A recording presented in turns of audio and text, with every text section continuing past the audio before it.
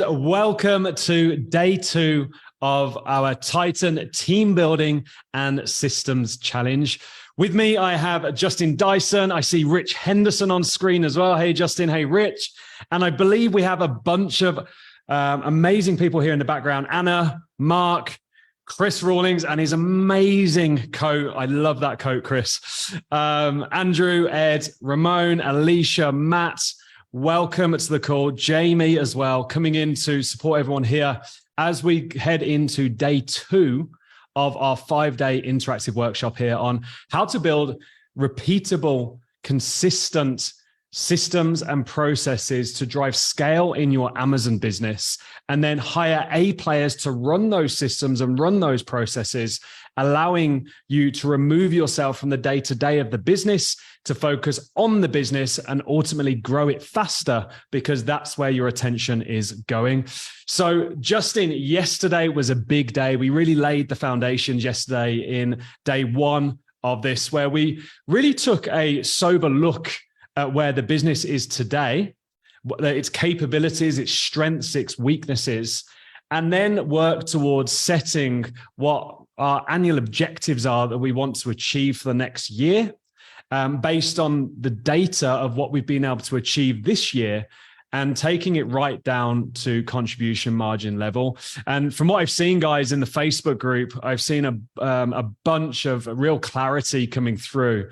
And I think a good place to start today would just be to maybe open up the Facebook group, Justin, and let's just take a look through some of those posts that are coming through, and people really taking action against those action items that we put through. And while Justin is doing that, guys, in the chat box, give me some feedback on kind of the outcome of that piece of work for you, maybe mentally, with clarity. Is there any kind of realizations you had in that process? Drop us it in the chat box and let us know how you're feeling after completing day 1's actions. So yeah, Justin, I see Miko here posting her first post. What does this one say? Yeah, so Miko, she did her 5 core pillar challenge, or exercise, I should say. And she's given us her annual objectives for the year. She's also written her vision for the year as well. So very well done, Miko. Hers says, achieve 800K in annual revenue for 2023, achieve a contribution margin at 25%, launch 6 new SKUs, and then hire 2 VAs, 1 to help day-to-day operations, and 1 to post social media and to help drive external traffic. Now, these are, I think, a very solid set of annual objectives. However, and this is something you guys haven't learned about just yet, so that's why it would be in here. A lot of you guys had questions yesterday on, like, do I put an annual objective in my, or do I put an annual objective for hiring people as part of my annual objectives? And the answer is actually no, we don't want to do that. So I've already commented on Miko's post here, but if you need to hire somebody, the general guideline is it's going to take you about 90-ish days, right? So a quarter to hire and onboard someone onto your team. And it takes that long to make them actually effective. So what I've suggested Miko do is actually remove these from her annual objectives, and we're going to actually turn those into a quarterly initiative, right? So that's the only suggestion I really have for her. Great job, Miko, in getting this done. Marcin, increase year-over-year revenue by 65%, contribution margin across all products is 26%, and launch 4 new products. Only suggestion I'd have here actually is to turn this 65% into an actual dollar amount, right? Let's put an actual dollar amount in it. So once you crossed it, like you know you've hit it, right? So instead of a percentage for revenue growth, let's put an actual number to what that is for the year. Let's see if we have a few other ones here. Oh, that was a question about COGS, I think. And here we go. One from, let's see, is it Assel? Hopefully I'm saying that right. So reach 122K in annual net revenue, 21.33% contribution margin, launch 3 SKUs, and hire a VA and a bookkeeper. So same suggestion here. We're going to actually move these into quarterly initiatives for this quarter, and we're going to break down how to do that today. But overall, guys, I think y'all did a fantastic job going through that 5 core pillar exercise, documenting what your revenue goals are going to be for the year, what your profit goals are going to be for the year, and then how to actually, or like that third one about launching new products. You guys clearly listened. You understood the assignment. So well done.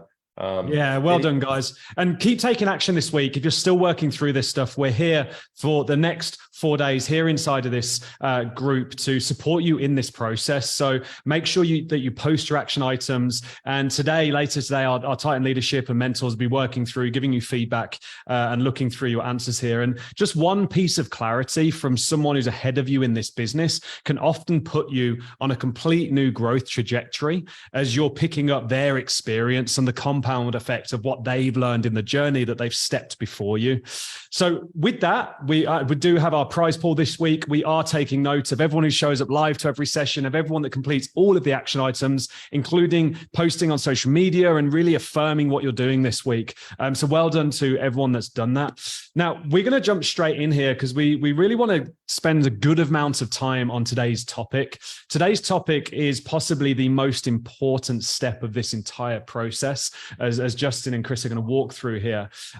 So I really want you to engage here, turn off all distractions, Facebook, turn your phone on silent, and really listening, because we're going to spend some time going deep into just 1 or 2 action items today that will really set you up for success in not only your future Amazon business and next year and what you're looking to achieve in the next 12 months, but in achieving any goal, as we're going to walk through here today.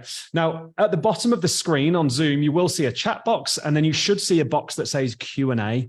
Any formal questions you've got about this process, just so we can really ensure that you're not confused at any point, please put the questions in the Q&A box, and then we'll use the chat box for engagement. And if you're on Facebook, if you're in the Facebook group, you've got the comments below, and I'll come and drop the link to the Zoom room in there as well, so you can come join us in Zoom should you want. So Justin, without further ado, let's go into day 2 and start with looking at where we are in the process. Yeah, right on. So let's talk about what we're going to do today. Let's talk about what we've been doing as of yesterday, and let's figure out how we're actually going to break everything down. So this day is going to be a lot more interactive than it was yesterday, right? Yesterday, we had to lay the foundation, explain the concepts, try to tell you everything that's going to happen, so you at least have a frame for what's going to happen in the future. So today, we're actually going to get to putting things into action. So it's all about creating your plan. All right. And this is a team building and systems conversation. And the reason we have to do this is if you don't have a plan in place, if you are going to bring a team into your business, how are you going to tell them what to do if you don't have anything documented, right? They're always going to be asking you, hey, how do I do this? Hey, when do I do this? Hey, what do you need me to do? And that's not what we want to create. We want to create a system so that when you bring that team on, they know what to do, when to do it, how to do it, and how to get the resources they need to actually excel. All right. So a goal without a plan is just a wish, right? We've all probably heard this before, and it simply means if you don't document what you're going to try to accomplish, you simply won't accomplish it. That's really what it comes down to. All right. So on day 1, what did we cover? All right. So this was relatively straightforward as of yesterday. We covered the framework, right? What is the Titan operating system? What does it look like? What's part of it? We covered that. We're going to review some of that more today. And then you guys created your annual objectives. We've already gone through those on Facebook. There was a lot of comments and people posting what their objectives are. The vast majority of you had a revenue objective, a profit objective, and a number of products to launch objective as well. And there were also quite a few of you who had additional objectives based upon your company's needs and your team's capability, right? And that's a fantastic job. You guys did really good at doing that. Now, hopefully, every one of you also took those objectives and updated your planning document, right? So on your planning document, you should have written down what those objectives are. And if you also wrote a company vision, you could put that here. If you haven't done that, go ahead and do that, because we're going to be breaking these down into quarterly initiatives and monthly goals and weekly commitments. So let's look at, we've already done that. Let's look at what we're doing today, right? I want a clear understanding of what we're trying to accomplish for today's set of actions, and we're going to break this down. So we're going to start with our annual objectives. All right. These need to be broken down into a quarterly initiative, a monthly goal, and a weekly commitment. The reason we have to do this is because your annual objectives are a place in the future and a thing you want to accomplish in the future. But you have to turn those into actual tactical steps for you to follow, for your team to follow, and so that your company's plan is not a wish. All right. We're getting away from being having wishful thinking. We're creating a documented plan so that our team can follow it. All right. Part of this is going to be learning how to write a project brief.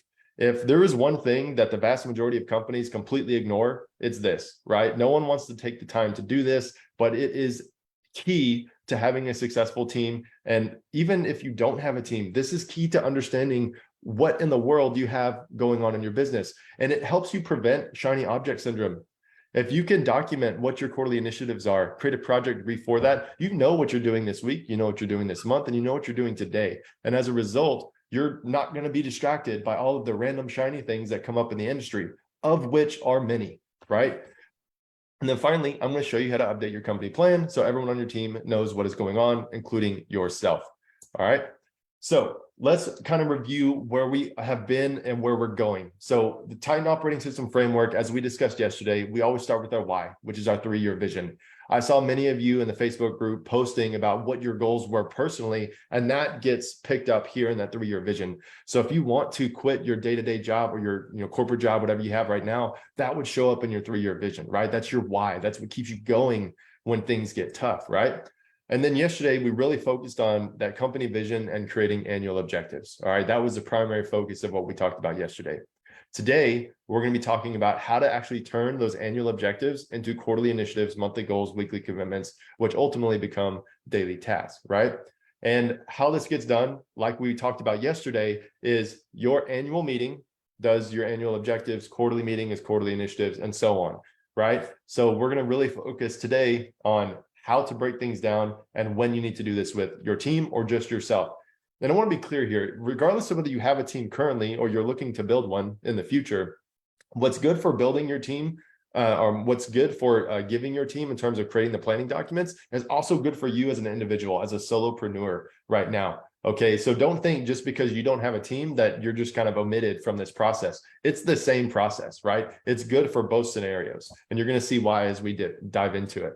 So tomorrow, we're really going to dive into the org chart. Okay, we're really going to figure out, okay, now that we have documented plans, who do we need to bring on board? Why do we need to bring them on board? And does that align with our company goals, right? There's going to be role documents for those roles. We're going to go through a couple of examples as well.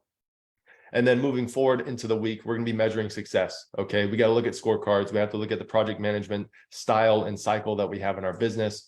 And then finally, the thing that everyone's chomping at the bit to get to is hiring and onboarding, right? How to create a hiring brief, how to onboard a new hire into your business so that they're actually effective sooner rather than 6 to 12 months from now, which unfortunately is the industry standard in corporate America. All right. So this is the Titan operating system framework. And today we're focused on breaking things down from annual objectives into our quarterly initiatives, all the way down to weekly commitments. All right. And we're going to run through examples, and you guys are actually going to help us do this live on this call. All right. So let's talk about company planning meetings. Now, we're not going to spend a lot of time on this. I will tell you that we have the agendas for every one of the meetings that you're going to have with either yourself or your team. Those have already been documented for you, and we're going to give those to you as part of the resources for today's training. So don't worry too much about exactly what needs to happen on these meetings. We're going to give you the outline for that. And on this part of the training, we're just going to kind of run through it so you know what's going on. Let's get some feedback in the chat box. Are you guys looking forward to getting those meeting agendas? Is that going to help you run your meetings more effectively? Get intentional about it. There we go. Getting some yes coming through. Yes, please. Yes. Hell yes, for sure. Nice. There we go. Let's get the energy up in this room. Let's get going. These are powerful, guys. Yeah. Awesome. So as you guys learned yesterday, right, your annual meeting is meant to set your annual objectives for your company, right? Those get broken down on your quarterly meeting, which is where you come up with your quarterly initiatives. You break those down on your monthly meeting to generate your monthly goals. Those get broken down into weekly commitments on your weekly meeting. And then your daily stand-up meeting is to remove blockers so that you can accomplish your weekly commitments, which accomplish your monthly goals, which accomplish your quarterly initiatives, which ultimately get you to completing your annual objectives, right? Everything is connected. These meetings aren't done just haphazardly. They are intentional. And the reason for that is so that the goals that you set yesterday are actually attainable and achieved in 2023. All right. So the end result for today is going to look very similar to this. All right. And you guys are going to help me create this, and then you're going to go home and do this yourself for your own business. All right. So let's actually dive into this. I'm pretty excited to share this. So I pulled the results from one of the attendees, one of you guys from the Facebook group, and we're actually going to break down and go through how to turn those annual objectives that Richard Brown created for his business, and we're going to actually turn these into quarterly initiatives. All right. So in order to do this, we really just need to kind of ideate a little bit. We need to figure out, okay, how do we go from these really big picture goals here, right? These big annual objectives. How do we break these down into a quarterly initiative? And now, I think, Justin, have you got the post there in Facebook? Can we quickly search the group for Richard and just see how they scored and where it came up in the group there, just to kind of give it some visual? If you search top right and search Richard's name.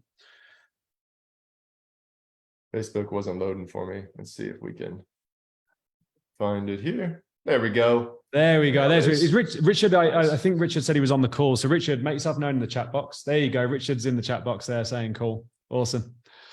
Awesome. Love it.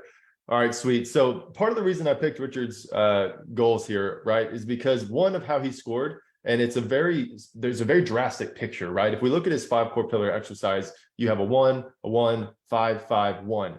Right. So we can see very clearly that what Richard's been and his team have been focused on. And I believe he also had there was more to this.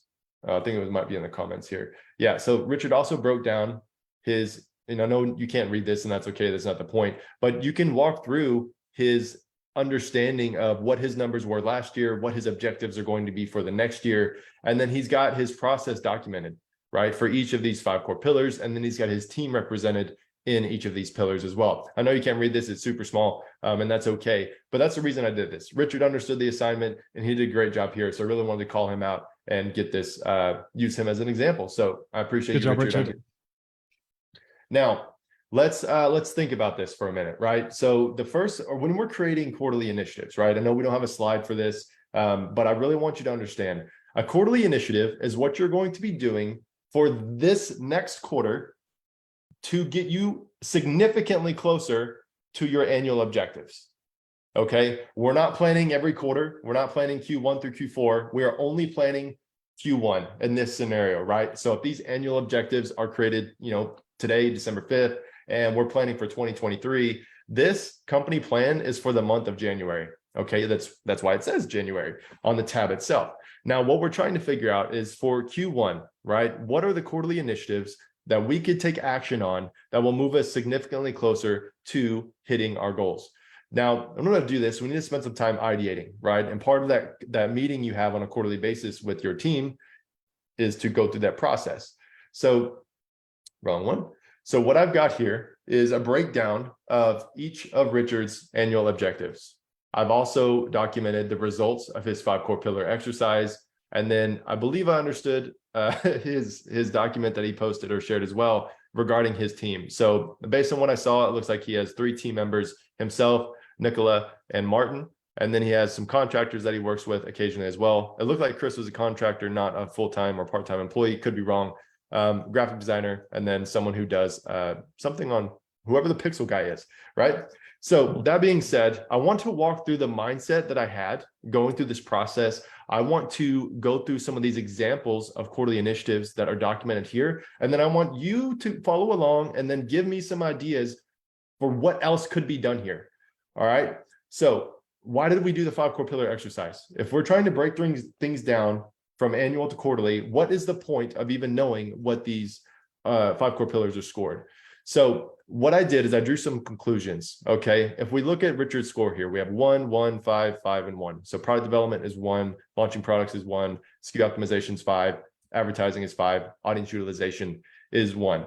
So what this tells me is that Richard's business has primarily been focused on the existing products that he has, right? He scores very highly, or the highest you can go in SKU optimization and the highest you can go in Amazon advertising. So what this says, in order to be a 5 in Amazon advertising, you actually have to be hitting your tacos target. So we talked about that a little bit yesterday, and that basically means whatever your gross profit is, you're hitting about 1/3 of that as your tacos percentage. Okay, don't get too caught up in the math. That's not the point of this. But what I'm trying to illustrate here is that if Richard's doing a fantastic job with his existing products, which is basically what pillars 3 and 4 represent, that means we need to focus on these other areas that could also benefit from his attention. All right. Now, the cool part is if we think about this properly, we can actually kill 2 birds with 1 stone here, right? So when we're thinking about this, if Richard has set these 3 goals, we have increase our revenue from 1.2 to 2 million, increase our contribution margin from 15% to 20%, and then launch 6 new products with at least $10,000 per month in revenue. All right. The one I like to start with is going to be contribution margin. Now, what did we just find out in the 5 core pillars? All right. We know his advertising ability is top notch. He's hitting his targets. What we talked about yesterday is the only way to improve your contribution margin is to reduce your cost of goods sold or reduce your advertising spend. But we see right here in his 5 core pillars that his advertising spend is on point. He's doing a great job here. So that only leaves really one thing to focus on when we're trying to increase our contribution margin, and that's going to be reducing our cost of goods sold. So that's where I started based upon the results that we found in the 5 core pillars, right? So if we look at just a few examples of what the quarterly initiatives might be for his business. So if we're going to try to increase that contribution margin, right, and we're going to try to take steps towards that in the first quarter of this year, what could be done? We could set up an inventory forecasting system to eliminate air shipping. We could increase the amount of inventory we hold at one time to be basically the amount of inventory we need for our lead time plus an additional 30 days of stock. And then we can accurately create a system that will alert us for any volatility in our days of stock cover, which basically means if we have only 50 days of stock left and our lead time's 60 days, we should be getting an alert when it falls below 60 days so that we know, hey, you need to order. And in fact, it's probably too late. All right. So that's one thing we could do. We can improve our supply chain so that we never have to ship by air, which means we're not going to overspend on shipping, which will help reduce our cost of goods sold. If we increase the amount of inventory we have on hand, that means we can actually run promotions, which we can use to increase sales, right? So talking about killing 2 birds with 1 stone, we could actually factor that into the increasing our revenue number. And then having an alert system and an actual process and a person to use that process in your business to alert you whenever you need to order inventory, that can be done as a quarterly initiative. All right. A second one here would be to implement the Titan Way supplier negotiation framework and work with each of his suppliers to negotiate his unit price, his financing terms, and his inventory storage at his manufacturer's warehouse. Now, what would this do? Well, obviously, negotiating your unit price down because you're now ordering more than you used to is going to directly impact cost of goods sold. It's going to lower the amount of money you have to spend on inventory, which is going to increase your contribution margin. Perfect. That hits the goal. But we can also free up cash flow if we also can get supplier terms for our company, right? And this is actually a process. There's a whole framework behind this within the Titan network. And if you go through that process, you create the documentation that your supplier needs to figure out how they make more money by doing this for your business. He can actually improve his cash flow and reduce his cost of goods sold all at the same time. So this would be a fantastic initiative for Q1. And then thirdly here, we have create a network of freight forwarders that we can bid against one another in order to get the best shipping rates per shipment. Unfortunately, a lot of us sellers, we use our supplier's freight forwarder, or we just have one that we use because we're familiar with them, and that's great. But at some point, as your business grows, you need to have multiple freight forwarders that you can get the different shipping rates per freight forwarder, because we may find out that we've actually been spending $1,000 more per container than what we should have been. And we've been doing this for a year, right? That's a lot of money to stack up with each order over time. So again, we can improve our contribution margin by reducing our freight cost, renegotiating supplier cost, and then making sure we never have to ship in the most expensive way possible by getting our supply chain in order. So does everyone follow along with that thought process? If we know that our advertising skills are on point, then the only way we can increase this contribution margin is by reducing our cost of goods sold. So these are some really good examples of what we could do. I think, Justin, it'd be really good to get feedback here and see if anyone else has got any ideas on attacking that initiative. So if the initiative is increase average contribution margin from 15 to 20%, and you've identified that because tacos are already there, the only way you can do that is in COGS. Does anyone else have any feedback in the chat box, some ideas for Richard on anything else he could do in this quarter, in this next 90-day effort to attack and increase contribution margin? So the good one from Mark T, actually, around increasing the selling price. Is there data to support that in the market? Ben saying carton size, shipping optimization. Yeah. What else have we got in there?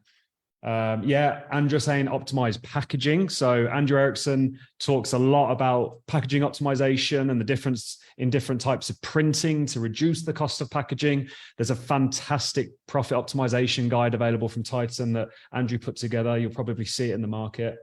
What else have we got? Chris, do you see anything else? Yeah, optimizing packing as well, optimizing the cartons and the pallets. That can be huge if you do Depending it right. on the size. Jose saying ship full container instead of consolidating. Abudi saying use a proper 3PL. So maybe there's that. I mean, that'd be more. That's the 3PL kind of sits below the contribution margin typically. So maybe wouldn't be affect contribution margin directly, but send LTL to Amazon's warehouse instead of using USPS. So there's a lot of stuff here around kind of shipping optimization, carton size optimization, packaging optimization to reduce COGS, and then also just first principle thinking in the products is breaking it down to the material uses and there's a lot there in sort of the product optimization as well. Yeah, and then Mohammed. So yeah, you guys, I think Justin, people are getting this. Some really good suggestions there come through.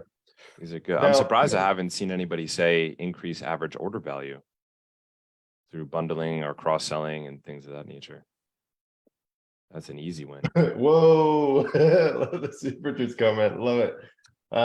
Yeah, honestly, there you go. So increase average order value. And like, just for clarity too, guys, so these things are really broad, right? So if we're going to increase our average order value, like really what would that entail, right? You don't necessarily have to be able to answer that on your quarterly initiative meeting, right? You simply need to say, okay, well, I need to try to increase my average order value to basically reduce your fulfillment cost, which boosts your contribution margin, right? And it's someone's job to figure that out. Dropping gold there. There's a really good, nice little plug actually for one of our expert partners, SKUDrop, testing out SKUDrop with the shipping optimization piece there, or contacting Foresket and getting them to quote in your shipping piece. I'm going to give our partners a bit of a plug there. We love these guys. Absolutely. So let's move on to another annual objective here. And in this one, I expect a lot of people to have a whole lot of feedback. So we talked about, being able to have one initiative that can accomplish, revenue and, profitability goals. So this can also be done in a few different ways. Now, let's just focus solely right now on increasing our revenue in our company. Now, again, because we're so heavily focused on increasing contribution margin, if we decide to do all of these things, we may be limited on the amount of time we can spend actually trying to increase revenue. But for the purpose of this process, it doesn't matter. We want to ideate everything we can possibly think of to increase our revenue so that we can hit that, $800,000 per year increase in revenue.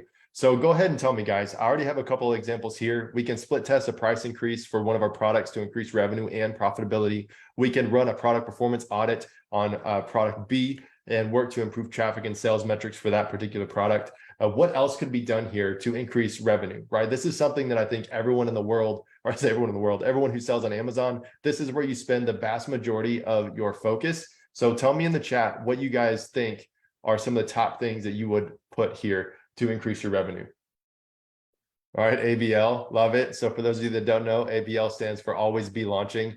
Andrew Erickson's one of our leaders in the network, and he coined this phrase. And I wholeheartedly agree. You guys obviously heard me talk about launching new products all day yesterday. So absolutely. Increase price, add a big coupon. I think Andrew's actually on here in the background. Andrew, we're quoting you a lot today, but oh yeah, I love it. I love it. You're gonna have to make a meme of yourself, dude. Andrew is the meme king for people that don't know. He'll make a meme out of any clever thing you say. Yeah. All right, so let me read some of these out to me, guys. So we have increase internal improve conversion, increase pricing, increase external traffic. We have increased pricing. Use great one from Mark. Rank on more keywords. If anyone missed our PPC challenge, then we covered that in detail. And for our Titan members, you know what gap analysis is. Say Anna on Facebook said gap analysis. Awesome. Yeah, rank more keywords for sure.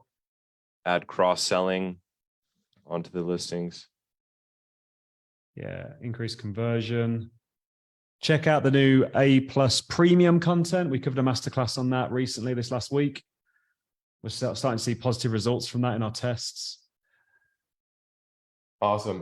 Well done, guys. So one thing I want to call out here. So I know you guys are just like jotting this stuff down really quick, and I'm doing the same thing.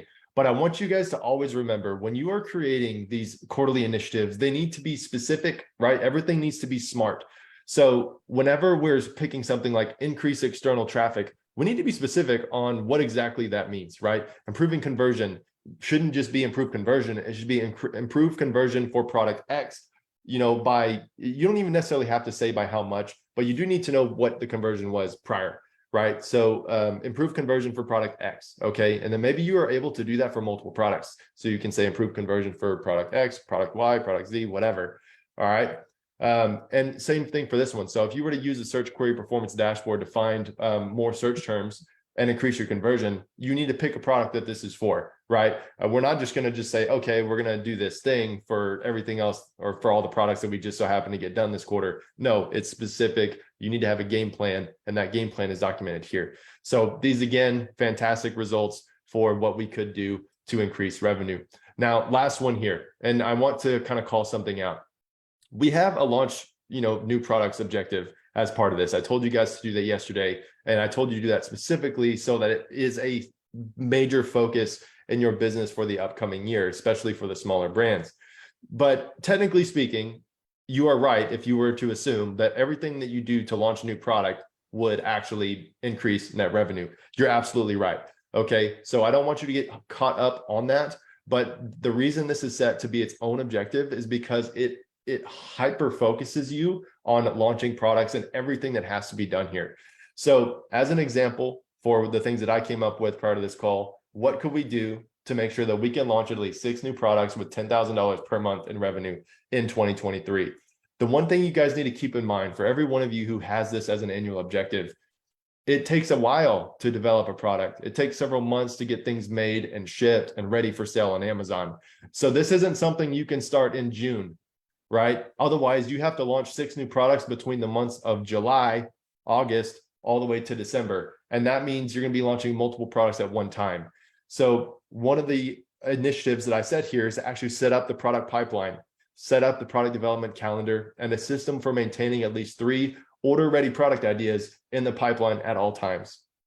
If you guys were to set that up in your business, the product pipeline, the product development calendar, and you always had at least 3 products that were order-ready in your business, you would never run out of product ideas. You would never have to stop launching. You'd always have everything ready to go. And the only limitation would be cash flow, which is an easy solution once you have some success under your belt. Okay. So as the first initiative, this would be something I recommend everyone do. All right. Set up that pipeline and get that set up in your business. The second is place an order for at least 1 new product by the end of Q1. So like we just said, if it's going to take a while to get something, from that product ideation process to validation to actually creating something that's differentiated in the market, we got to start sooner rather than later. We don't want to try to launch all 6 products during Q3 and Q4, especially if you have a big Q4 already with your current portfolio. So one of your goals should be place an order for at least 1 new product by the end of Q1. This means you have to hustle, right? You have to, actually get things done. So now it's your turn. If we're going to launch 6 new products with $10,000 per month in revenue for the year, what would be something that you could do in the next 90 days to make that possible, right? Again, keeping in mind the amount of time it actually takes to develop a new product. So go ahead and drop it in the chat. What else could you do here to actually see these new products launch in 2023? RVAs, all right. So you could hire a VA to help with product development and launching, right? They could help find product ideas. They could validate those ideas for you. That's a great idea. Mm-hmm. Yeah, they create a bit of a production line around research. We did that for years. We had a team of 5 or 6 VAs just looking for product ideas every day. Work Sundays. Work Sundays. Let's get really tangible, guys. How if you think about how you find new products to consider launching, think of it like a production line. Think of it like it's a numbers game. What's the first step that you need to get done and get right in the next 90 days to come out with a viable pipeline of products that you can hit your target with. Think about the steps. So Got yeah, some good insights coming now. Run a survey you with go. your own audience. That's a great one. Whoa. Okay, I don't know what happened there. Hiring a Didn't- sourcing agent, hiring Titan Sourcing to source for you. Yeah. So think about step one though, guys. Before you get to the sourcing, you need a pipeline of products that then you can validate. Before you validate, you need to do the research. Before you do the research, there's the ideation. So what's something you can do, or the multiple steps that you can complete in the next initiative to make sure that this happens? We got a couple know your avatar. I think the action on that would actually be define your avatar. Yeah, there we go. So you can start seeing, so one might be define avatar for brand name to focus product research and ideation. Mhm. Next one could be establish daily ideation process to add 5 new products a day to my ideas list. Next step might be research products based on ideation list 2 times weekly and validate initial financial viability. You see how specific we're getting here? Justin, any additional thoughts on that? No, I think these are really good. I think it's interesting how you guys didn't really have as many ideas for this as you did for increasing your revenue and profit. It seems like just based on the responses, you guys pretty much know what to do here. But when it comes to actually establishing a product pipeline and how to pump products out of your business, there seems to be some struggle. You saw that in the scores too. Yeah, we did. So Definitely a I weak think point this is here. good. I think this is good. It really calls out like, and this is a major problem for everyone on Amazon, especially right now. We Definitely. know that if you're going to be successful on Amazon, you do have to build a brand. You can't just throw random stuff on Amazon and, you know, shoot for the moon anymore. Those days have been over for 5 to 7 years at this point. All right. So I think that's really good. But does everyone understand the process here? We're ideating what could be done in the next quarter to actually achieve our annual objectives. All right. Put yes in the chat box if you're following. You understand that you need to ideate ideas with your team, and you understand they need to be SMART goals, right? They need to be specific, measurable, attainable, relative, and time-based, right? Time-based, again, automatically happens because this is meant to be done on a quarterly time scale. So, all right, sweet. Thank you guys for the feedback. Now, let's think about this for a minute. Is it feasible, based upon the 3 people in Richard's team, that are part-time or full-time, for them to do all of these things? Is that feasible in 90 days? No, not at all. So this is where you have to start being realistic about what your team is capable of accomplishing. Remember what I said yesterday, your job is to make sure that you and your team are hitting 80% of your targets all the time. Okay. If you can surpass 80%, your team is literally doing better than the vast majority of other teams in every category of business.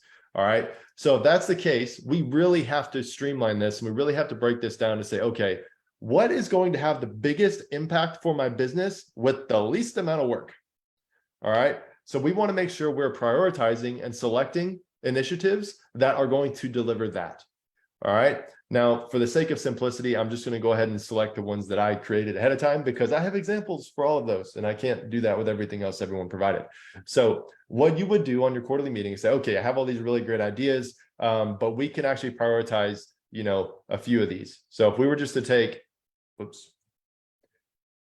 the first couple that we created here, and we were to say, these are my quarterly initiatives for Q1.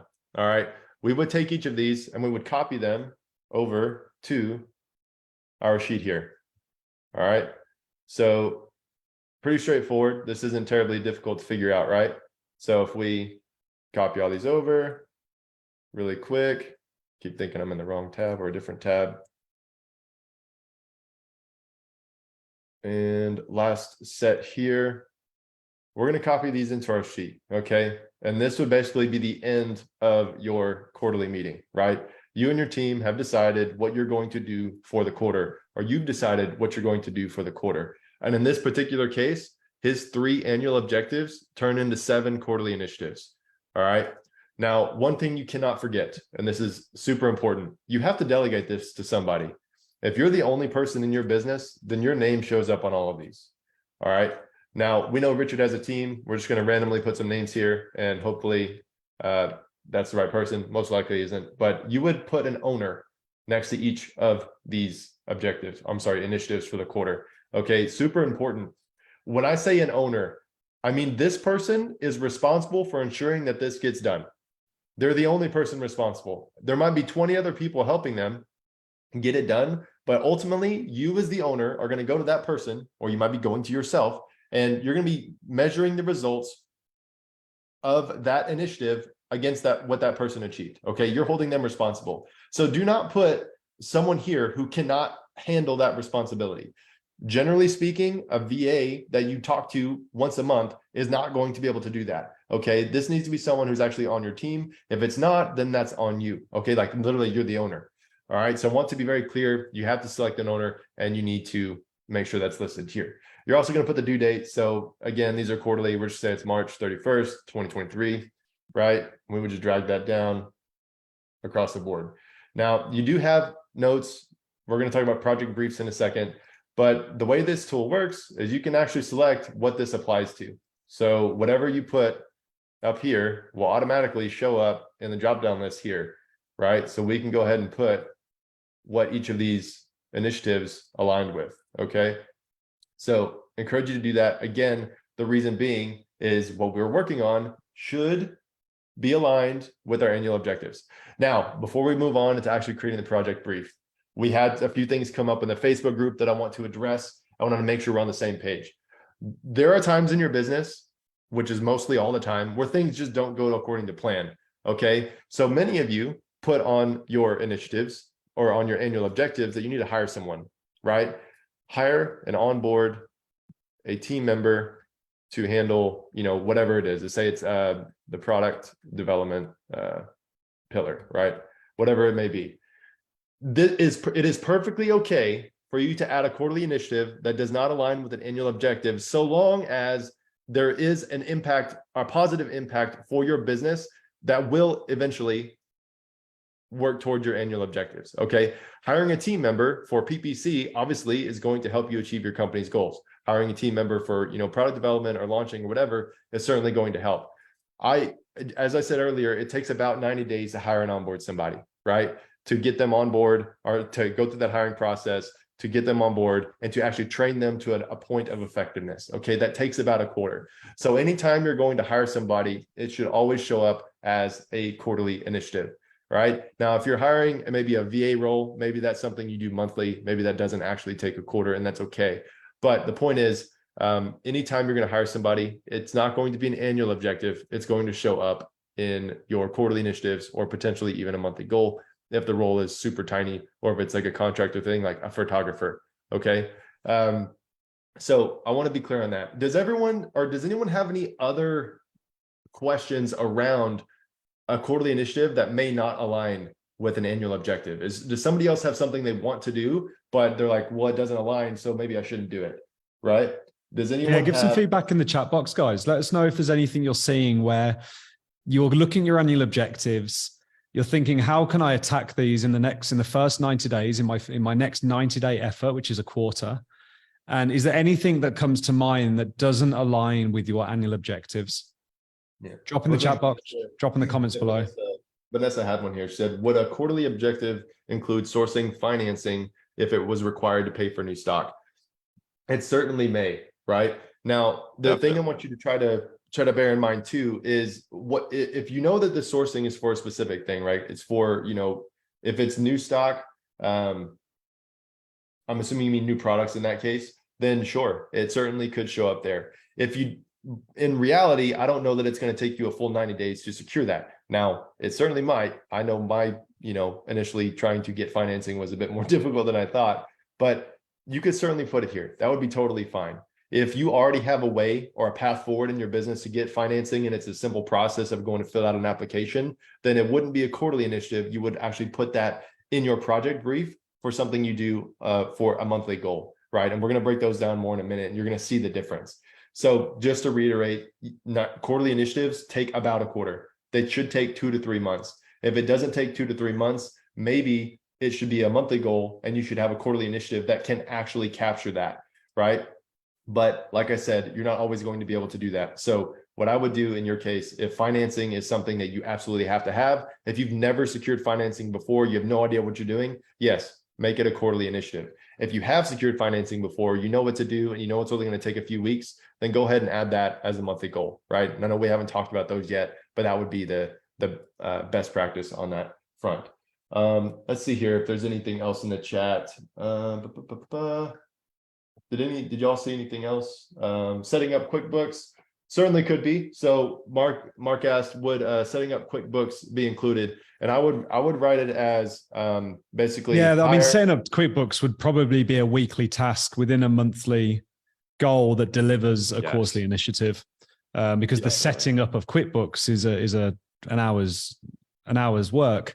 But if the initiative is to establish monthly process for publishing accurate management accounts within a week of month's closing, that would be your initiative. A monthly goal below that might be to identify a bookkeeper that can help you do that. And a weekly task below that is probably set up QuickBooks. So think about what the outcome of that action is working towards for the quarter. And it comes back to the old saying of how do you eat an elephant? One bite at a time. The quarterly initiative is kind of that big chunk of work or outcome that you want to achieve that you then break down into your monthlies and weeklies. Exactly. I think it'll be more clear once we actually do that. So I think let's get into that. Let's transition to it. All right. So we've gone through this ideation process. We've come down to figuring out, okay, what are our quarterly initiatives going to be for Q1? And now we need to break those down into, monthly goals, which are going to be basically here. And then you're going to have weekly commitments that your team comes up with, or you come up with in future meetings. Now, before we can get here, right, we cannot go from quarterly initiative to monthly goal and weekly commitment without creating a project brief. And you're going to see why. All right. So I want to quickly touch on this, just a few bullet points so we understand and are on the same page. And then we're going to go through this process together so you understand how this is done. All right. So I want to be abundantly clear here. Project briefs are how you shift from doing reactive work in your business to creating proactive growth in your business. Okay. The vast majority of sellers do not create project briefs. And so they're always reacting to whatever Amazon throws their way. They're launching a product and they didn't write anything down on how to actually do that. So as things come up, I was like, oh shit, I forgot to get my barcode. And now I can't list the product on Amazon because I don't have the barcode. Now you got to drop whatever you were supposed to be doing that day to go get the barcode from GS1, right? So project briefs plan out everything that needs to be done for a particular initiative, okay?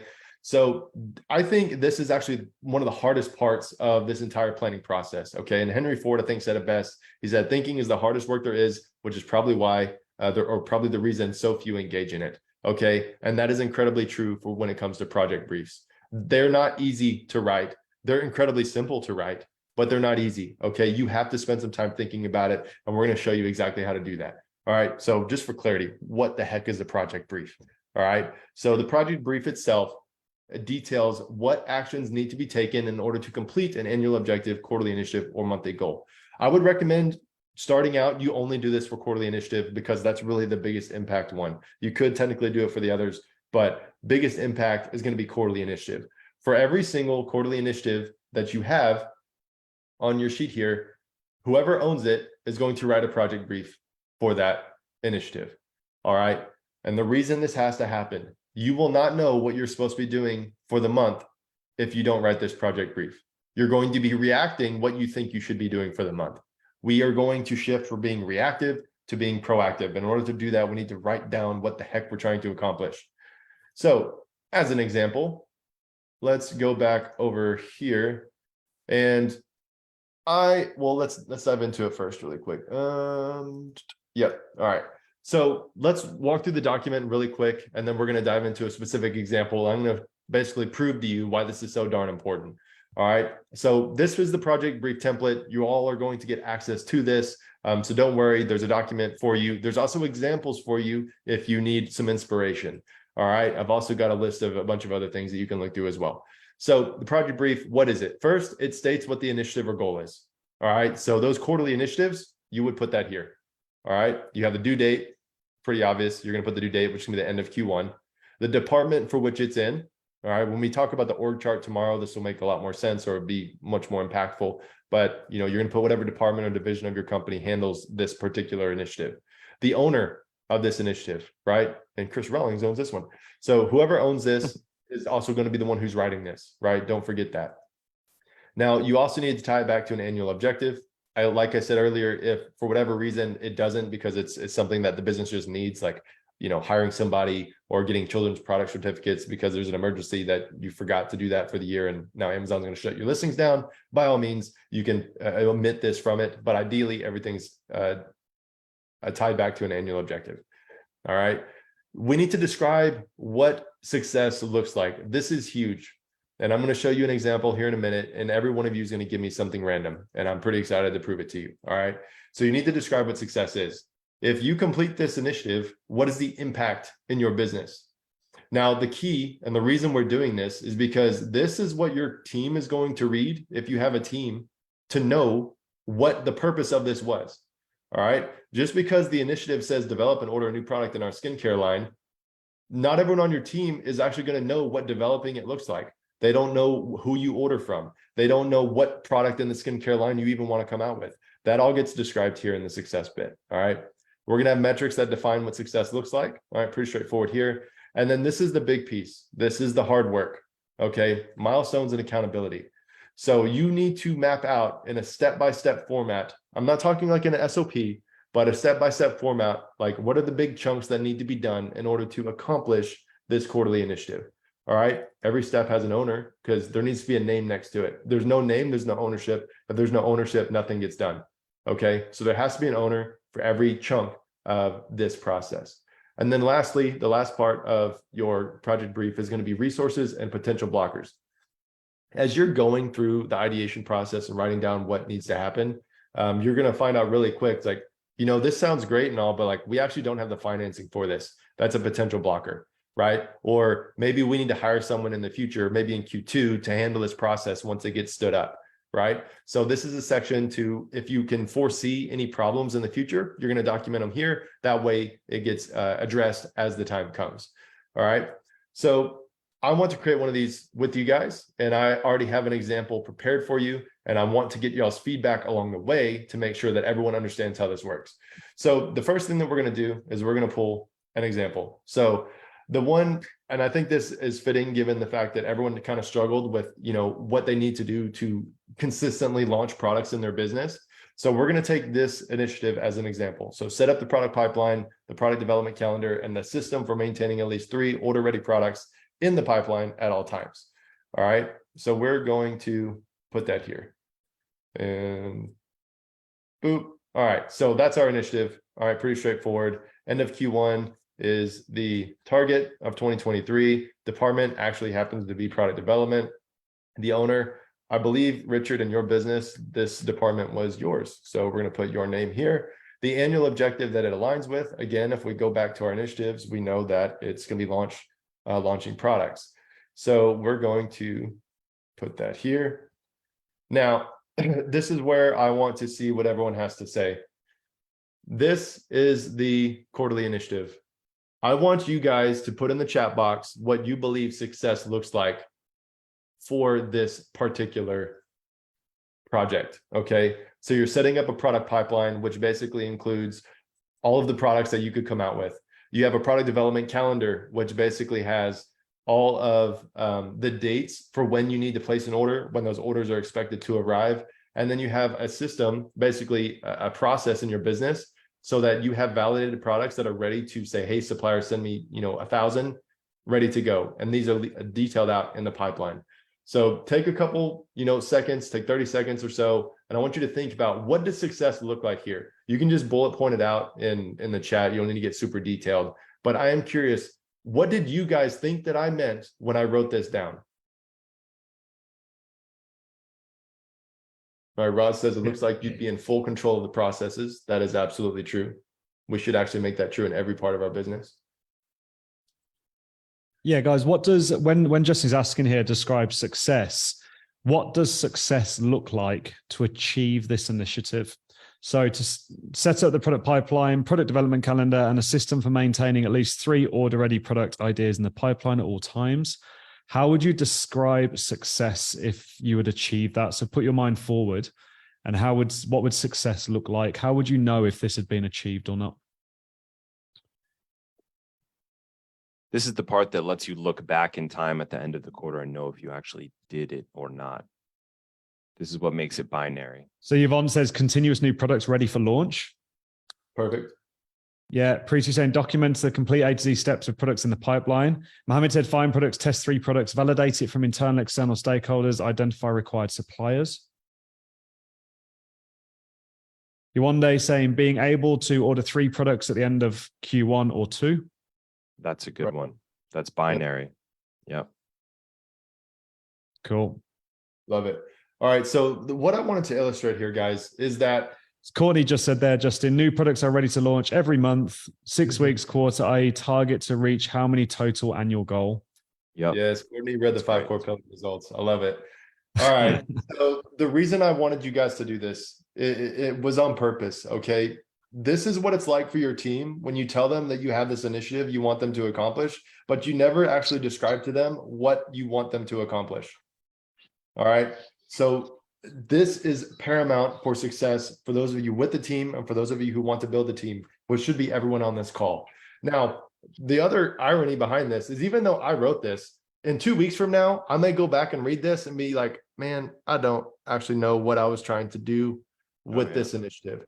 Right. So I don't care if you have a team or not, you still should be describing what success looks like for this particular project, because it will help you remember what you were thinking 2 months ago or a month ago when you initially wrote it down. Okay. So that is the power of this. And this is why it becomes proactive instead of reactive, because you are going to start going off on the wrong path if you don't have this documented.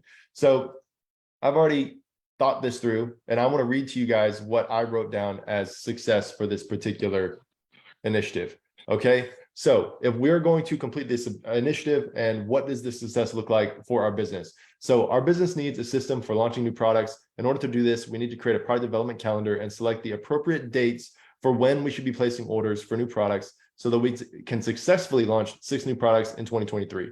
So this is kind of like the big picture, right? So that is basically a longer form explanation of what the actual initiative is. So what we must produce, right? At the end of this initiative, what should be produced? We should have a product development calendar, okay? And this calendar factors in the production time, shipping time, sales holidays, and the cash flow needs in the business, all right? Most of you probably have never seen a calendar like this, all right? This calendar should give us a deadline for when we must place an order for a new product, right? Which is basically going to ensure that we can launch all 6 in the calendar year, right? Or in your fiscal year, depending on how you have it set up in your business.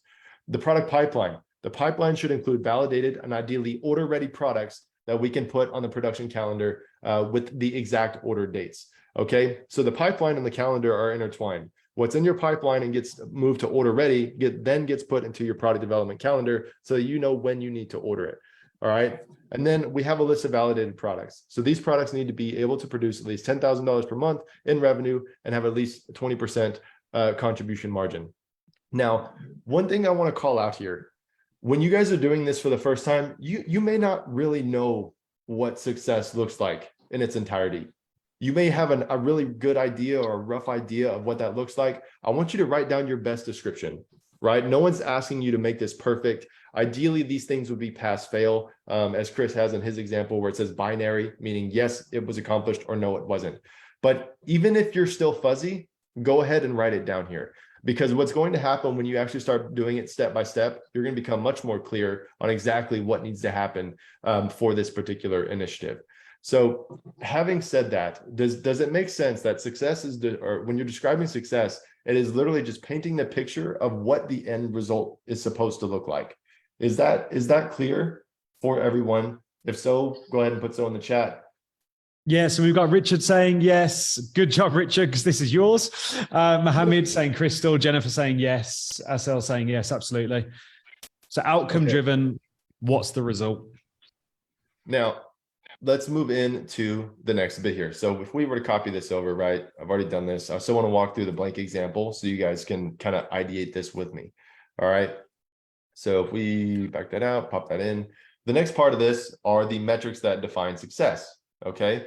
Now, these could be specific, like actual metrics, like numbers, right? They could be numbers. Sometimes they're not always numbers, and they're like, for example, the spreadsheet. Well, that's not a number itself, but if it's pass or fail, does it get created or not? Or does it get created or does it not? And if it doesn't, well, that's just a pass fail, right? So that has to be done. So go ahead and type in the chat. If we're going to create, all of these things, all the product development calendar, the product pipeline, and we're going to develop products, what are some things that measure success for this initiative, right? Obviously, we have to set up the pipeline. So we need to have a pipeline spreadsheet or some other method for doing that, right? How you do it in your business is up to you. We have one we use in Titan that's ready for you. Product development calendar, that needs to be created as well. But ultimately, think about it. What is the purpose of doing this? This initiative is meant to get us to where we can launch at least 6 new products with $10,000 per month in revenue, right? So when I'm going to list metrics that define success, I'm going to think back to the whole purpose of this initiative in the first place, which is going to be, actually launching products. So number of products in our pipeline, right? That might be something that we use to measure success. Okay. Revenue or potential revenue, I should say, for these products is something, potential revenue for each product is something that I would want to measure, right? The dates, order dates, production dates, things like that on the product pipeline or on the product development calendar, right? These are things that we're going to be tracking and making sure are correct. And yeah, so Preeti's saying in the chat box, how many products in production and ship ready by when? So we've got ship ready. What else, guys? Give us some feedback. See what else you think should be included here for metrics that define success. How would you define success metrically? Yvonne saying inventory, maybe. Yep, you can do inventory, counts, costs, etc. Yep. Yeah, gross margin percentage and ROI. Love it. Absolutely.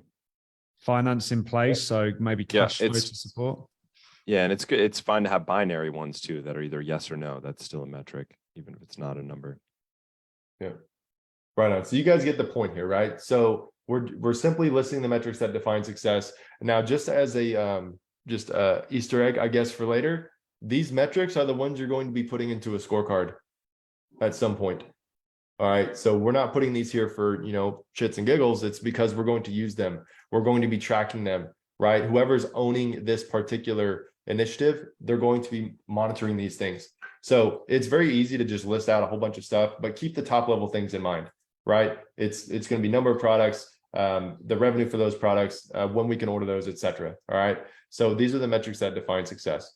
Now, the last part of this, or almost the last part of this, is going to be the milestones and accountability. And this is the hard part. Okay. This is the bit where you really have to think, okay, how am I going to get this done? Who's going to do it? And how does it actually get done? Now, again, you're not always going to know exactly what needs to be done step by step by step, but you should at least have a rough idea. You created this initiative. You should at least have a rough idea of what needs to be done or what you need to figure out. All right. So again, I want you guys to think about this and help me out here. So if we're going to start this process, right, I'm just going to scroll back up so you can see it. So if we're going to set up the product pipeline, product development calendar, and a system for maintaining at least 3 order-ready product ideas in that pipeline at all times, what's kind of the first step? What's the first thing that I have to do in order to get this done? Preeti says get products validated. All right. So get products validated. Set up a system. That's right. I would say that's the first step. Set up the system, right? And you would break that out. Search for products. Exactly. Search for new product ideas. Set dates. Yep, that'll show up. So set dates on the product dev calendar. Vet products for viability. Yep, we got products validation on here. Contact suppliers and samples. Yep, contact suppliers and samples. get samples. Yeah, we got to make sure we validate those samples too, right? Validate samples are what we are looking for, right? Super important. I've made the mistake in the past of not doing that, and it was a major loss. So don't ever do that in your business. Receive the final sample with changes. Yes, correct. Improve samples. Yes, exactly. Update samples as needed. All right, cool. So you guys are following along here. You get Hey, what's happening. Justin, for number 3, why don't we add in differentiation ideas prior to the generating ideas? Ideas for product. Exactly. So obviously we're doing this on the fly, right? And these aren't super detailed, but even if this was all you came up with, this would be light years ahead of what the vast majority of other sellers do. They don't write anything down. Now, as a reminder, there needs to be an owner for each of these. So if that's Richard, for all of these, it's Richard, right? Or it could be Nicola, or I can't remember. Pixel guy, who knows? And I just want Right. to give, I just really want to put sort of 2 and 2 together here for our Titan members. This is what the Titan Way frameworks give you, is the tactical execution.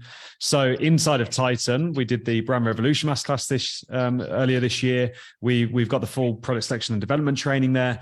That's your framework for what needs to get done for this specific initiative. If it was a PPC initiative, focused initiative, then you would go in, watch the PPC Titan Way framework, join the PPC work party, and get the tactical execution steps that you need to execute in the correct order to achieve this result. So all we're taking is the Titan Way frameworks that we have proven strategically, tactically to deliver the result that we want. And we're now building them into project briefs and assigning accountability to the execution of them. So for our Titan members, the answers all live in the Titan Way. You're just extracting that out into the project brief to achieve the target result that's relevant. Exactly. So I've spent some time this morning really documenting this. And to be fair, this is actually what we teach in Titan and what we recommend you guys do. But once you spend some time doing this, right, it took me about 30 minutes to kind of ideate and come up with all these things, right? Again, I've done this many times in the past, so it's going to certainly be easier for me having created this brief, right? For those of you that are in Titan, this project brief and the pre-launch checklist, the launch checklist, that's where this came from, right? It came from a project brief from various businesses across the Titan leaders, right? So I'm just going to quickly read through some of these so that you guys can understand exactly how this process and this step-by-step bit comes into place. So when we're creating the milestones and accountability, the first step is going to be create a product development calendar in Google Sheets with sales holidays and Chinese New Year factored in, right? To give you an example of what that looks like, it could be as simple as this. You've got a calendar, you've got when you need to place orders. Now, these orders could also be for your own other products. It doesn't have to be new products as well. You got Black Friday, Cyber Monday. You've got Chinese New Year, which was February 21st of this year. The reason we're factoring this in is because we know we can't order anything during this, 2, 3, 4 weeks time frame where your supplier may be closed, may not be closed. Same with freight forwarders and so on. So a calendar could be very simple, right? It doesn't have to be something super extravagant, but we're creating that, all right, in this process. Next part of it, we need to, all right, so add our existing products to the product development calendar. So as I said, if you're going to, and this really ties into another one of the initiatives, but the point on this is, if you already are ordering from your manufacturer, you should at least have some idea of when you need to order. Yes, you should be ordering inventory as you are running out. You shouldn't be just stocking up or stockpiling inventory, but add that to your calendar. That way you can start, booking shipments together so that you can further reduce your costs. So this calendar has more purposes than one, right? Next thing, create a product pipeline spreadsheet in Google Sheets that we can use to track product ideas, cost of goods sold, and samples. Now, this one's very extensive, but this could be an example of one. For those of you in Titan, do not do this. The product research dashboard replaces this whole thing, right? But if you don't have any tools that can do this for you, you simply put your products into a spreadsheet and you track everything. You look at all of your metrics and margins, you track samples, all of that bit, right? So that would be one thing that needs to get set up. And I hope you guys are starting to realize this is no small thing. That's why it's a quarterly initiative. This doesn't take a few weeks, right? This is going to take the most of the quarter for you to really get set up and going, right? Next step, research new product ideas using the Titan Way criteria in Atlas. And you'll notice here it says update pipeline. That's because every step of the way moving forward, we're going to be updating our product pipeline with what phase each of these products are in. All right. Import those products that pass the Titan Way criteria into the Titan Tools product research dashboard so that it can be validated. and you can do further things like keyword depth analysis. From there, if the product validates in a keyword depth analysis, now we're going to find suppliers and we're going to validate profitability, right? From there, we can confirm our contribution margin and things like that. And then once we're like, okay, cool, we have the potential to make a profit here, we have to stand out. We need to start picking products that actually stand out in the marketplace and differentiate. Can you help back here? Okay. I got it. Canceled mine, so I need to get a new Oh, one. never mind. I can't. Can somebody mute? I don't know who that is. Give you mine. Oh, there we go. All right. So do you guys get the point here, right? I don't want to rattle through these if they're not, if this isn't beneficial to you guys, but give me some feedback in the chat box. Are you seeing how this documenting this down and this level of detail is going to allow you and your team to know what needs to be done and when? All right, perfect. Got A big resounding fat yes from Fernando. Paul saying extremely helpful. Patrick Love saying yes. Randy, very powerful. This is great from Richard. I mean, Richard, you're getting your whole quarter built out for you here, so you Yeah, should be off to the lucky guy. races. So Kevin, this is awesome. There you go. So yeah, guys, for our time members, like I say, you find the answers in the Titan way to how to tactically achieve your quarterly initiatives, and then you just create systems to execute them. So yeah, Kerry's saying exactly what I need. Good job, Justin. perfect. So once we've got this done, right, what we're going to end up doing, like I said earlier, as you go along, you're going to start putting in any potential blockers or things that could get in the way, right? And in this particular case, just to keep it simple, figure out how we can order and launch multiple products at once. This may not be something we want to do now, but as our business continues to grow, as our cash flow increases, we can do that, right? And then find out, can we get a line of credit to fund our existing product inventory in order to use our free cash flow for new products, right? So financing is certainly a factor when you're coming up with new product ideas and actually launching them. So once you've established this project brief, once you have this documented, the first thing you need to know is a lot of times these project briefs can be reused. So after you've created it the first time, the next time you have this process or you need to go through this process in your business, you just copy this one, make updates to it, and you're done, right? So the hard work is done the first time through. After that, it's mostly copy paste. All right. So as daunting as this may seem at first, it gets much easier over time. Now, why do we do this? Why are we so focused on the project brief, and what's the benefit here? So let's move back over into our list of, whoops, wrong example. Here we go. All right. So when we are looking at our project plan, right, we've had our annual meeting. We created our annual objectives. We had our quarterly meeting. We created our quarterly initiatives.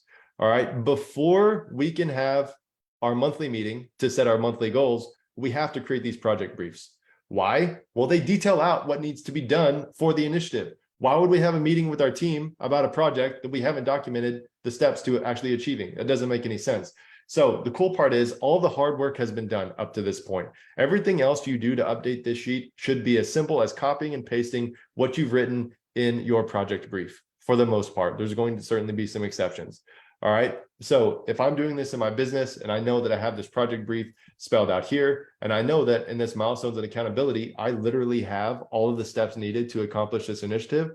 While I'm on my monthly meeting, before I'm going to show up to that meeting saying, you know what, these are the first 3 things that I need to do. And realistically, I believe I can get them done, in the month of January, right? So you would take these and you would copy them over into your sheet here, and you would just paste that in, and now it's done.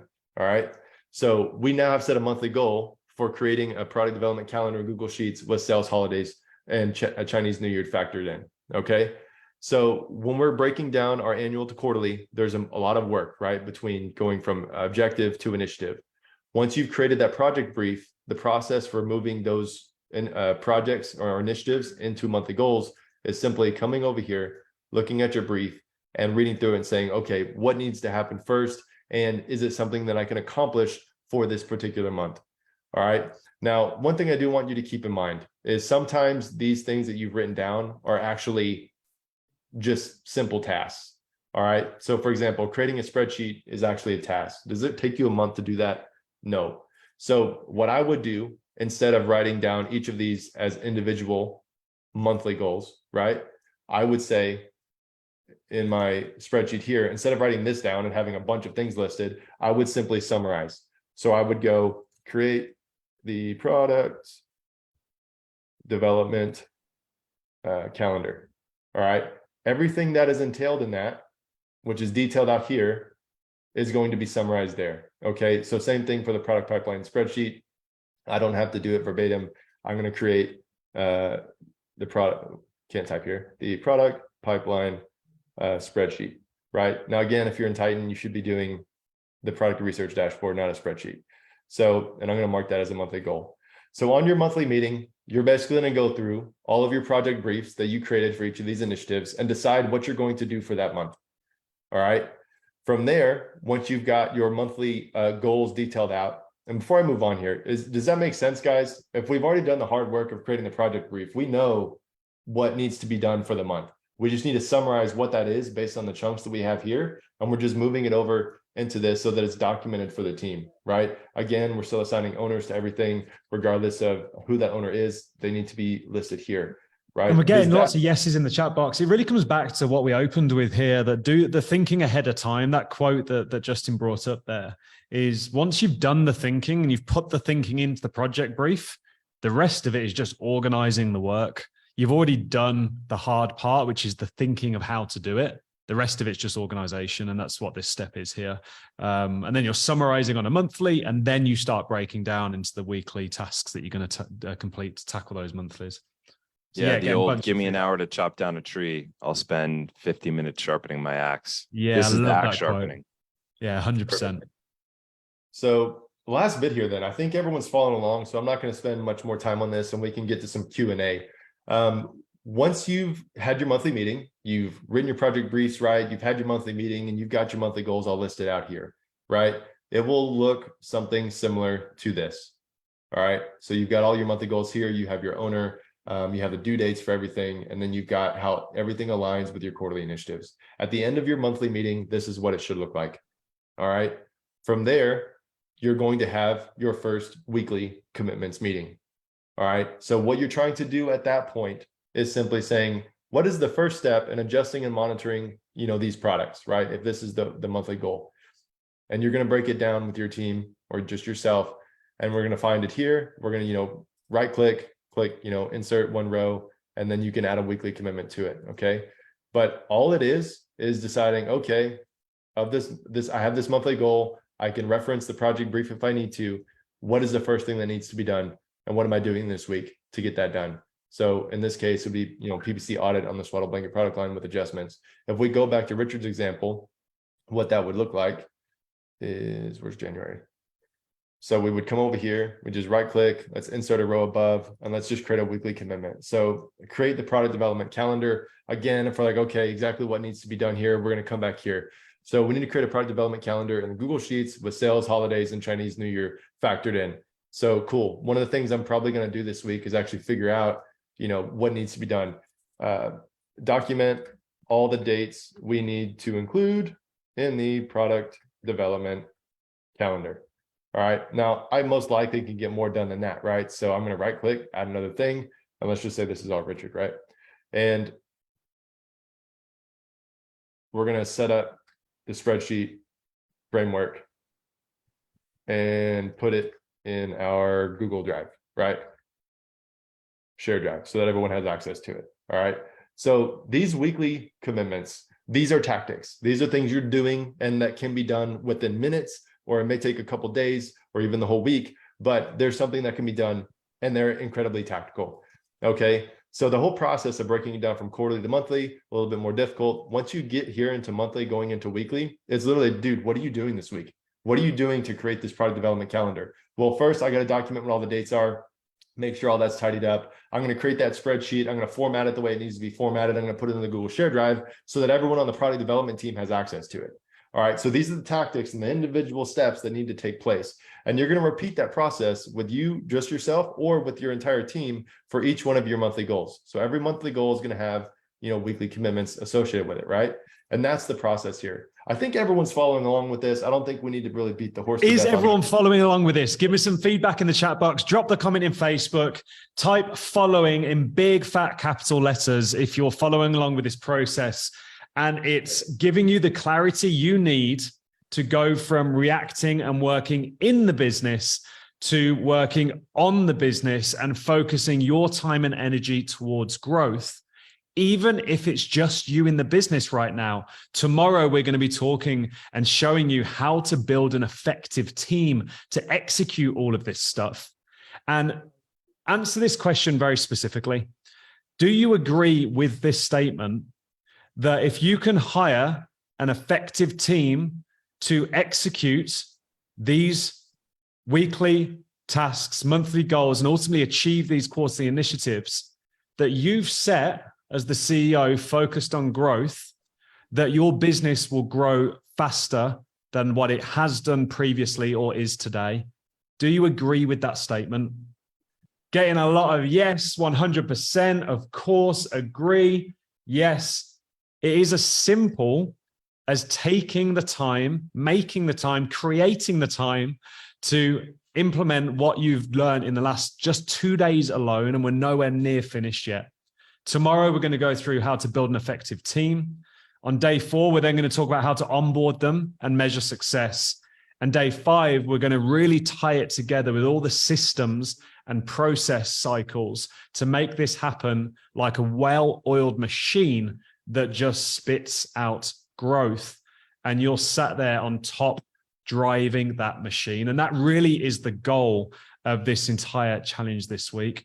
Now, if you're sat here and you agree with that statement, you agree that if all you do is implement this, your business will grow, and you're not currently a member of Titan, you don't have access to the Titan Way frameworks that give you the step-by-step instruction on how to execute to achieve certain initiatives, then I want you to go over to titaninvite.com/team. We have a special offer set up this week just for those that have committed to completing this challenge this week. And I want you to go ahead and speak to Jenny, Russell, and the team, see if Titan's a good fit for you, if you're a good fit for Titan. And I want you to pour accelerant, gasoline on this fire that we're creating this week and make 2023 your best year yet. Because all you have to do is implement what you've learned so far and what you're going to learn for the rest of this week, and your business will grow. So titaninvite.com/team, go ahead, complete the application, jump on a call with Jenny and Russell and McCall and our team, and see if it's a good fit for you and how you can accelerate the business. Now, for our Titan members that are maybe seeing this for the first time, do you guys see how all you need to do is take some time in the next week to do your annual planning, create your quarterly objectives, break them down into your monthlies, and set yourself up by implementing all of the frameworks that we teach in the Titan Way into that process to kickstart 2023, be a step ahead of everyone else in the market and achieve that growth? Give me some feedback. Yes. Kevin saying this is amazing. Yes. Kerry saying yes. Raz saying we have all the tools. Vanessa saying yes. Henrik saying yes. I can see the detailed briefs as being the big missing piece. Absolutely, Henrik. And for Titan members, we are working very, very hard on a full step-by-step training that's going to go even deeper than we have in the last couple of days, that we'll have released within Titan within a few weeks. All the supporting resources will be available next week.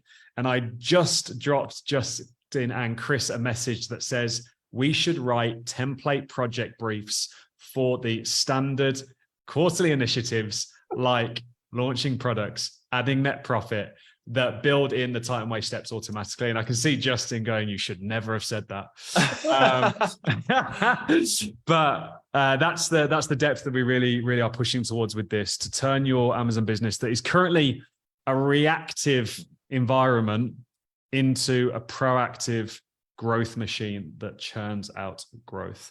And Justin, I just want to say, dude, you are absolutely killing it with the delivery of this, mate. That was awesome. Guys, give Justin some feedback. Give him some love in the chat box. Love on the comments in Facebook.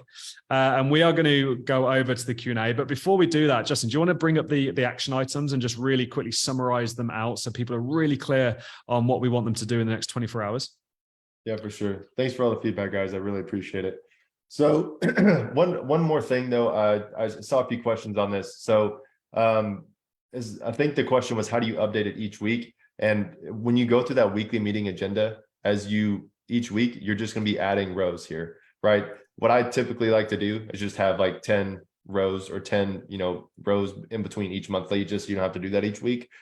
Just kind of as a hack, but that's what you would do. So every week Then you just just mark in. complete on the right there, Justin. Yeah. Once the Exactly. Yeah. And there's some automation in here as well. So it'll actually turn red if it's, past due and all that stuff, but we don't have to go through that now. Let's dive in. Action items. So what do I want you guys to do today? Now, obviously writing project briefs for everything would be a ton. So we are not going to do this for absolutely everything, but I do want you to go through this process at least once so that you can ask questions and so you can get help during this week, right? So the first thing I want you to do is pick one annual objective to break down. All right. So in order to break that down, you need to determine what your quarterly initiatives are for Q1 for that one annual objective. If you have 5 objectives, just do one, right? Don't overwhelm yourself with all the trying to do this, times 5. Just do it for one. All right. And you're going to document those quarterly initiatives into the spreadsheet, like I showed you guys today. All right. From there, I want you to pick only one quarterly initiative. And what I want you to do is write the project brief for that initiative.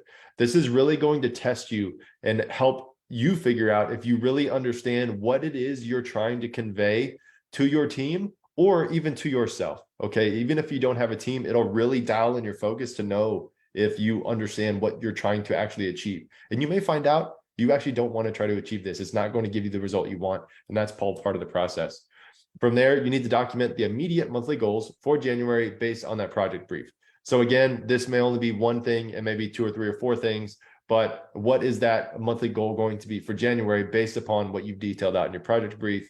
And then lastly here, just document the first week's commitments. So again, once you guys do all the hard work creating this project brief, documenting the monthly goals, summarizing a few of those individual tasks into a monthly goal, and then just picking the one you're going to do for the first week, that's all we're doing here, right? The hard work's done in the project brief.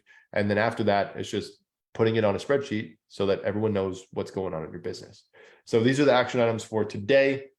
Any other comments, Dan or Chris, before we... I would love to see one of them posted in the Facebook group. So what should we have people post in the Facebook group? Oops. Yep. Valid point. So we also need to, I think I'd prefer a screenshot. Yeah, I think so. Their quarterly, monthly, and weekly. Share screenshot of your quarterly, monthly, and weekly commitments. All right, there we go. So that is I totally forgot to do that. So yeah, that's the action item for the Facebook group there. Again, just to put this back up on the screen, just share a screenshot. So once you're done, I just want you to come over here. You can literally just take it from this, quarterly section, highlight it. I don't even know if you guys can see what I'm doing, but yeah, we can see it. Yeah, we got it. Yeah. So right, just cool. Screenshot the quarterly and the monthly and the weekly piece so we can kind of get a feel for what you guys have put down into quarterlies and then how you've broken them down into the first month's effort. And if you really push, you could get into practicing this process for the month of December. Now, you obviously going to have something in your head that you wanted to get done this quarter. So you could really, whilst obviously we're building towards starting here in January, if I was you, I'd be really taking the time today to think about something that you were trying to achieve this quarter and what could you do this month that would help you achieve that and kind of get into this process. Because then when you hit the ground in January, you'll have kind of had that practice, strengthen that muscle and be off to achieving it. So yeah, share that screenshot, guys. We'll give you feedback in the Facebook group. Hold yourself accountable. And then I'd also encourage everyone here, there's a few hundred people participating in this challenge. Give feedback on other sellers, other challenge participants here. Give feedback on other sellers' posts that they're putting in the group. Peer-to-peer feedback and that soundboarding is one of the fastest ways to really refine down and achieve a result. We do this in our live member masterminds. Kata actually led in Austin recently a peer-to-peer, member-to-member sort of feedback session on products. So members brought a product and then other members would feedback on ways of driving cost efficiency, improving packaging, ideas for differentiation. And it was the top rated session from all 4 days in Austin was that 2-hour workshop. So yeah, post your action items and ask everyone for feedback and give feedback. The more you give in this environment, the more you get back. That is one truth that lives in Titan. And if you like the idea of that, join us at TitanInvite.com/team. Jump on with Jenny and Russell. A quick 30-minute or so informal chat about where you want to be in the business, where you are today. And Jenny and Russell on the team will explain how we can help you get there and if we believe it's a good fit for you or not. We screen every single person that comes into Titan because Titan is only as strong as its members and the culture that holds us together. And we protect that very, very seriously. So we'll tell you if we don't think Titan is for you. But one thing I promise is that Jenny, Russell, Athena, and the team will leave you in a better position than when you start that call with more clarity on your goals and how you want to get there. So go to TitanInvite.com/team. Now let's jump over to Q&A. So we're going to go ahead and use the Q&A box here on Zoom. If you're over on Facebook and you haven't joined us in Zoom yet, I did drop the Zoom link on the Facebook comments. We'll see if we have time to pick up any in the chats here in a second. So going to go ahead and get that done now. Justin and Chris, just see an issue with the links. I'm going to go ahead and fix that. Will you guys pick up the questions? Yep. Yeah, sure. Chris, you want to go read them out? Yeah, so we got, if you write the project brief and create the Titan Way SOP for them, wouldn't all the questions come back to you? Trying to avoid being dependent by the VAs. What's the best way for them to be somewhat independent and trained for the Titan Way? So when you're writing a project brief, it should be for whoever is going to execute or be ultimately responsible for the execution of that quarterly initiative. So if you don't think it's something that a VA could handle, then you are the owner of that project brief, of that quarterly initiative. But you can sub-delegate the tasks inside it, the actual milestones that need to be achieved, to other people, even if you are the final owner that has to hold them accountable. If you have leaders in the company and you're at that stage yet, then you don't even need to touch the project brief. You have the leader themselves write it, and then they have to hold themselves and other people accountable to creating the project brief. Now, if you're in neither of those scenarios and it's just you, and there's no other team members at all and no VAs, you still have to write a project brief. This is still what keeps you on track and keeps you moving like an immovable ship towards one ultimate destination. But you are just the one that executes it. Like we were saying earlier, the thinking work is the hard work. So taking the time to actually lay out each of those individual steps and milestones and define success is most of the work. That after that, all that's left is to just do it. Exactly. 100%. Then we got, will the project brief be used for hiring a VA? So Mohammed, this is actually just a little teaser for tomorrow. Tomorrow, we're going to go over a system that basically our promise to you is that if you follow this system, if you really follow it and you commit to following the system for hiring that we talk about tomorrow, you are virtually guaranteed to get the right person for the right price for the role that you're looking for in your team.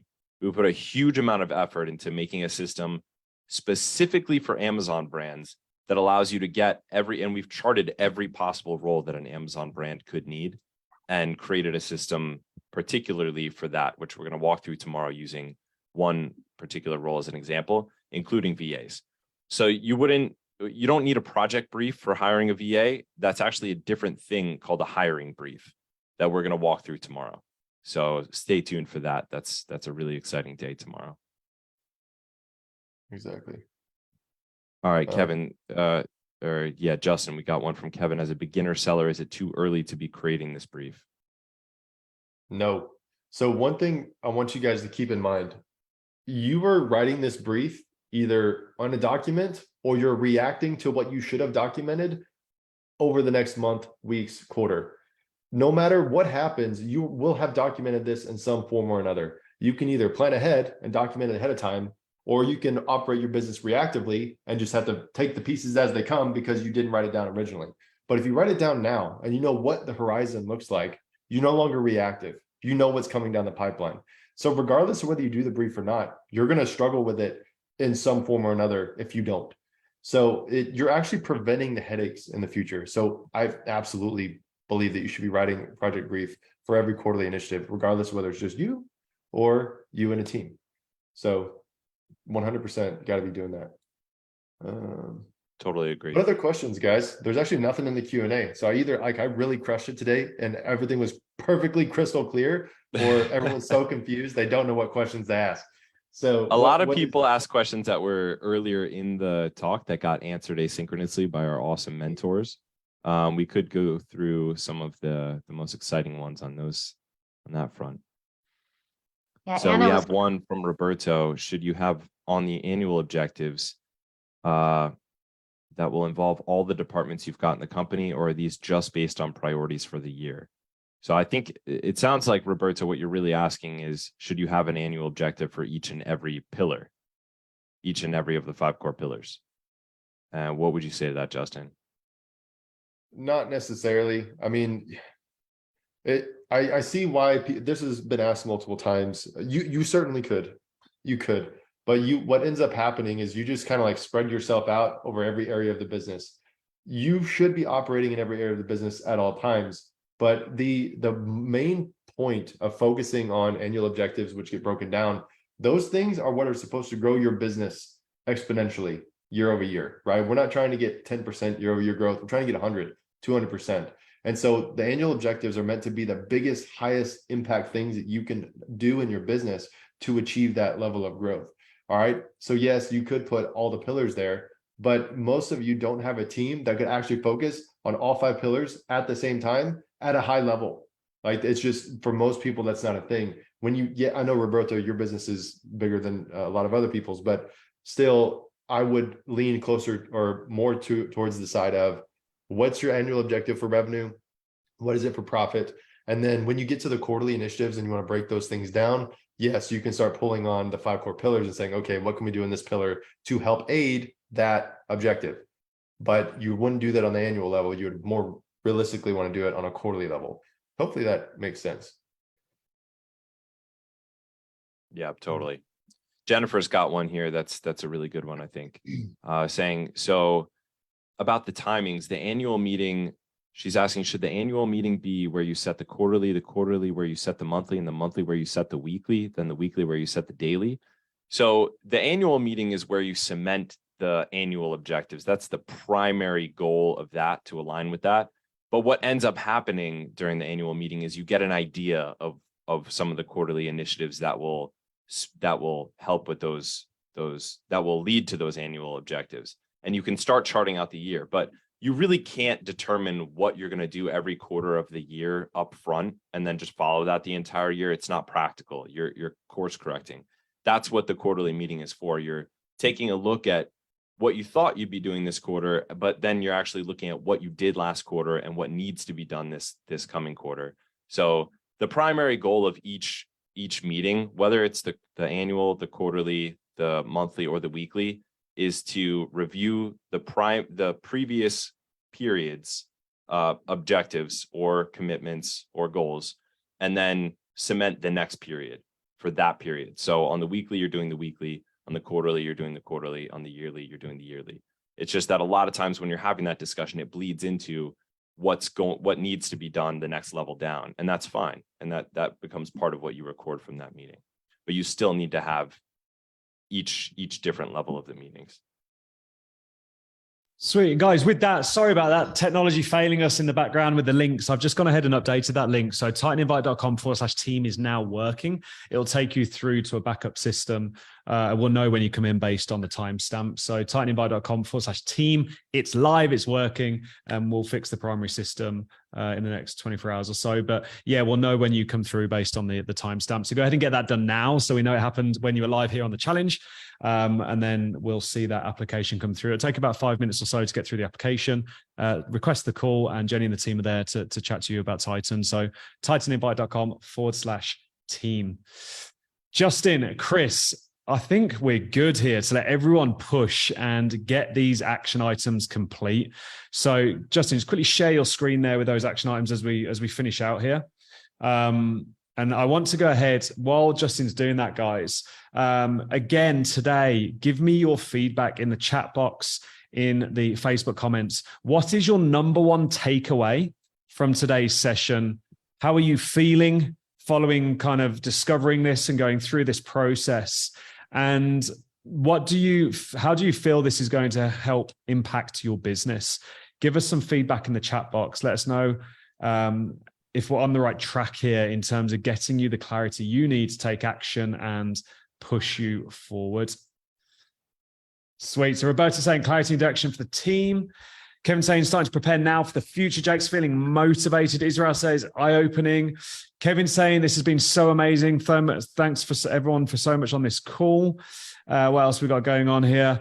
Patrick saying excellent organizational process. Steve saying systematic approach to keep your eye on track and achieve the yearly objectives. It's very difficult to communicate, guys, kind of the impact of this stuff. And we try to in all the stuff you see on social media, etc. But this really is the fundamental shift that takes you from reacting to growing. And if you commit and you're disciplined in the execution of this, you will look back a year from now and your business will be a completely different animal. You will have achieved goals and results that you didn't think were possible. And when you look back, you will feel accomplished. You won't feel anxious, or you won't feel frustrated. You'll feel accomplished in your goals. And all you then do is repeat it again and repeat it again and repeat it again. And it's that consistent execution of repeatable, predictable systems that enable us to grow these businesses aggressively. And then all you do is layer in the proven strategies and tactics that we teach in Titan into this operating system. And that's how you achieve your life goals. That's how you exit these businesses for millions of dollars. And that's all you've got to do for the 2023 as we're pushing to grow this business. And 2023 is really primed to be a great year for growth. Yes, there are economic challenges right now. Yes, we're up against inflation affecting material costs and energy and all of that. But we're coming out the back of what has been a couple of disrupting years, an expensive supply chain as a result in terms of shipping and logistics and everything that comes with it. And we're now into a year where we can operate pretty freely and really push growth. And my message to you is to take that opportunity and really sort of double down and commit to success as we go into this new year. So there, Jeanette, all we have to do, Dan, funny, it really is that simple, Jeanette. Put the goal in front of yourself, break it down from the annual into the quarterly, quarterly into your monthly, monthly into your weeklies, and then just execute. Consistent execution with resilience and persistence is how you achieve success. Now, day 3, tomorrow, we're here to learn how to effectively build a team. But between now and then, you're going to go into the action items here. You're going to pick one annual objective to break it down. You're going to determine what your quarterly initiatives are for Q1, document whose quarterly initiatives are, put ownership on them in the spreadsheet, pick one quarterly initiative, write the project brief for that initiative, document the immediate monthly goals for January based upon the project brief, document the first week's commitment to start executing your plan, and then go ahead and share a screenshot in the Facebook group. And if you want to really get into sort of building the experience and the muscle towards doing this, once you've got through that, why don't you set your weekly tasks for next week? Why don't you break down something you wanted to do this quarter into a monthly for December and set something for next week? Because this week you're here learning how to build all this. And then tomorrow we'll be back, same time, 12 p.m. Eastern. Pop these in the Facebook group. We'll get you feedback and we'll see you tomorrow. Justin, Chris, and all of the supporting leaders and mentors, thank you for an epic day 2. I can feel the momentum building. I can see the results and the epiphanies already taking place. And I'm really looking forward to seeing where we get by the end of this challenge. Thanks, guys. Love it. Bye, guys. Peace, guys. Peace.